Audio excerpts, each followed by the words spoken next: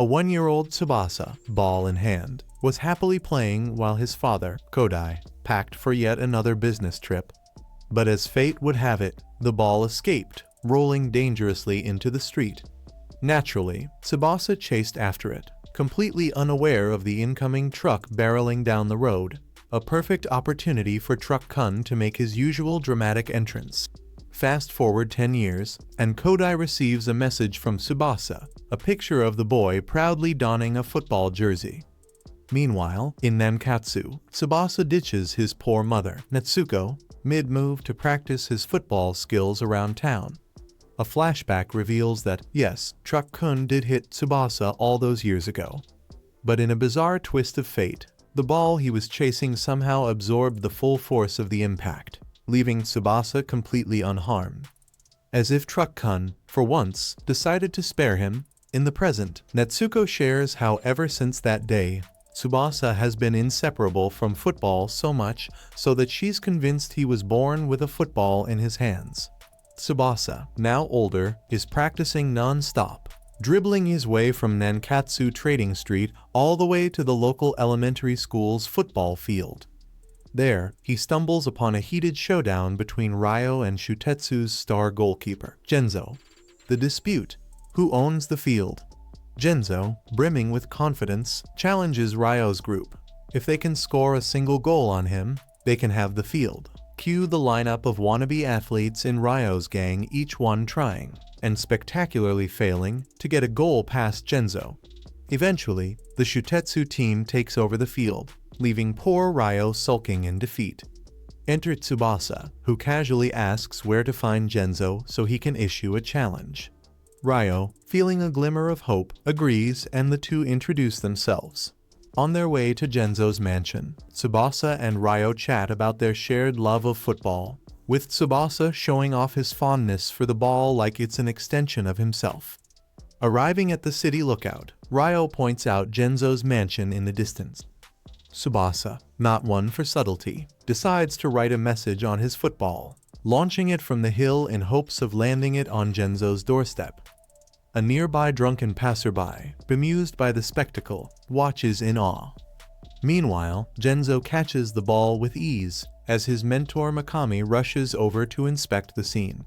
Genzo reads the note, Tsubasa's formal challenge, and the two are left dumbfounded when the drunk explains he followed the ball all the way from the hill. As Tsubasa and Ryo savor icy pops at a convenience store, they soon meet up with Genzo, Mikami, and the now legendary drunkard back at the football field. In a heated moment, Genzo fires a shot at Tsubasa, but Tsubasa, unfazed, skillfully deflects the ball, sending it under an oncoming bus. Genzo, still reeling from the display of talent, manages to catch the ball just in time, left speechless by Tsubasa's incredible football prowess. Genzo, confident as ever, lays down a new challenge for Tsubasa. If he can beat his B team, he'll consider the boy's request for a real match. Despite Ryo's protests, Tsubasa accepts without hesitation. As they head to the field, Ryo can't help but point out that Tsubasa's shoes are woefully unfit for the upcoming battle. Genzo, sensing the need for a fair fight, orders one of his players to lend Tsubasa some proper cleats. Fully equipped, Tsubasa speaks to his trusty ball like an old friend, much to the amusement of the B team, who mock him from the sidelines. The game begins, and Tsubasa quickly silences his doubters by breezing past 3 defenders and dancing through the rest with jaw-dropping dribbling skills. The drunkard, still watching from afar, suddenly believes Tsubasa might just be the one. Reaching the goal, Tsubasa sends a powerful shot that nearly finds the back of the net. But before anyone can react, the drunkard, in a surprising moment of clarity, tosses aside his whiskey and takes control of the ball. At this moment, Mikami recognizes him as none other than Roberto Hongo, a former pro soccer player. With Roberto's kick and Tsubasa's perfectly timed headbutt, the ball soars into the goal, though not without consequence, as Genzo crashes headfirst into the goalpost. Furious from the loss, Genzo challenges Tsubasa to a match at the upcoming inter-school tournament. His terms: if Tsubasa can score a single goal, he'll admit defeat, regardless of the final score. Tsubasa, never one to shy away, accepts the challenge, and in the meantime, Genzo grants Nankatsu use of the field. Before leaving with his team, Tsubasa returns the borrowed cleats to Genzo. Ryo, sensing this will be big, fills Tsubasa in on the fierce rivalry between Nankatsu and Shutetsu at the tournament. Later, Roberto formally introduces himself to the boys and offers to coach them leading up to the tournament. While Ryo is initially skeptical, Roberto's impressive overhead kick quickly wins him over. Tsubasa, of course, tries to imitate the move only to fail miserably. Undeterred, he tries again and again. Roberto, watching closely, is taken by the boys' sheer determination to master the game. Meanwhile, elsewhere, Kodai is receiving messages from Natsuko, no doubt complaining about Tsubasa abandoning her mid-move. Back on the field, as dusk falls, Tsubasa keeps pushing himself to land that elusive overhead kick. Finally, after what feels like 1,000 attempts, he pulls it off, sending the ball soaring into the goal. Roberto, overjoyed, embraces Tsubasa and showers him with praise, seeing the spark of something truly special in the young player. Tsubasa wakes up in his room, groggily kicks off an overhead kick in bed, and oops ends up covering his poor mom, Natsuko, in his blanket. Not exactly the start she was expecting. Natsuko drops some big news. She's managed to transfer Tsubasa to Nankatsu instead of Shutetsu. Even better, Roberto will be crashing at their place, all thanks to Kodai's suggestion. Kodai, ever the optimist, has faith that Roberto will whip Tsubasa into soccer shape and promises to be home soon. Later, Ryo meets with the soccer team and tries to hype them up about Tsubasa joining, despite their skepticism. Tsubasa arrives just in time and wins them over with a neat little soccer trick. The team, now impressed, officially welcomes Tsubasa to the squad. Meanwhile, Genzo, ever the stubborn one, goes for a jog despite still nursing an injury. His pride's taken a hit too, haunted by Tsubasa's skills and the blow to his ego. Back at the Nankatsu field, the team does a few warm-up laps and passing drills. During a break, the team asks Tsubasa about his soccer background. He explains his previous team wasn't great, they were more into shooting than actual practice, and most members bailed when things got tough. The Nankatsu team can relate but assures Tsubasa they're all about playing soccer for real. Just as they wrap up, the Nishigaoka team shows up for a surprise practice match. Ryo's confused, but Roberto soon arrives to reveal it was his idea all along. Hanji from the Nishigaoka team takes a jab at Roberto, and while Tsubasa tries to defend him, Roberto calmly lets the insult slide. Hanji smugly brings up Nankatsu's humiliating 30-0 loss to Shutetsu, but Roberto is unfazed, more interested in seeing his team's skills in action before offering any tactical advice. As the match begins, Nishigaoka quickly dominates, with Hanji not giving a second thought to the new kid, Tsubasa. But before anyone knows it, Tsubasa pulls a fast one, blindsiding the other team and scoring the first goal. His performance leaves Nishigaoka stunned, and by the end of the game, Tsubasa's team claims victory. Genzo watches the entire match unfold, and as the game wraps up, he jogs off, more determined than ever to face Tsubasa at the upcoming inter-school tournament. Tsubasa heads off for his first day of school, waved off by Roberto and his mom. Roberto, ever the realist, worries that Nankatsu might not be the best place for Tsubasa's growth compared to Shutetsu. But Natsuko reassures him, pointing out that Tsubasa's already made tons of new friends and seems happier than ever. Back at home, Roberto gazes at a letter from the university hospital about his medical diagnosis, a reminder of the challenges he's facing. In a flashback, we see Roberto proudly showing Tsubasa his #10 jersey from his pro soccer days. Inspired, young Tsubasa had boldly declared, "One day, I will become a player of the Japanese national team and take on the world." Cut to the present, and Ryo is busy bragging to his classmates about the team's recent victory over Nishigaoka Elementary. His teammates chime in, hyping up Tsubasa's performance and dropping the bombshell that Roberto is now their coach. Soon, Tsubasa arrives at school, where he's formally introduced to the class.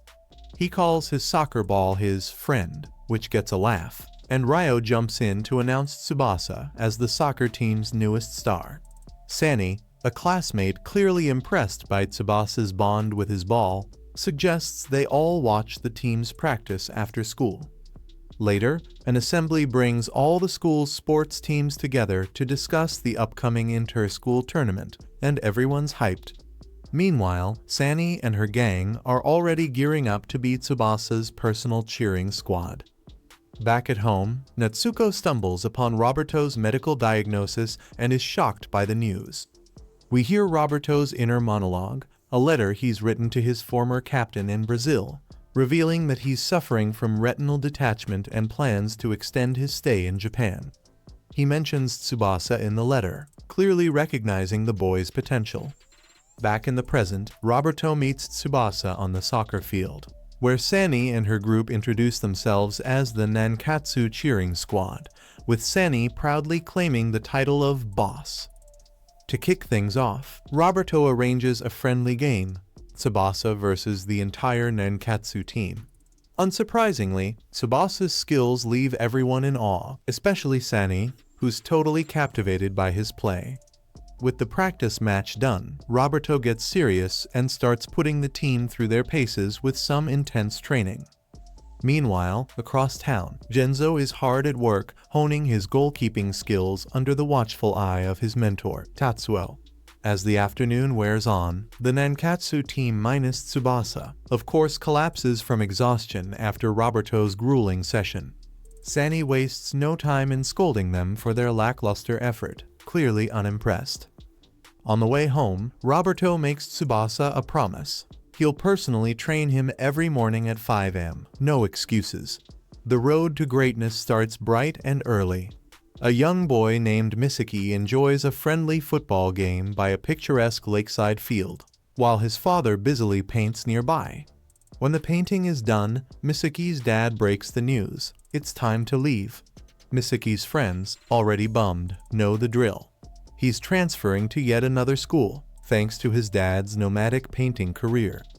After all, Misaki's racked up over 30 different elementary schools, a record no kid wants to hold. Meanwhile, back on the football field, Tsubasa and Roberto are putting in some serious practice. After an intense session, they return home, where Natsuko greets them warmly. Talk quickly turns to Tsubasa's progress and Roberto's ongoing battle with his retinal detachment, a heavy subject looming over their training. Elsewhere, Ryo and his fellow teammates are practicing their dribbling skills on the way to school, turning the streets into their own impromptu training ground. Once at school, Akawa announces that Shutetsu's football team will be playing a practice match against Mizukoshi. The Nankatsu team, fired up, decides to go watch and study their future competition.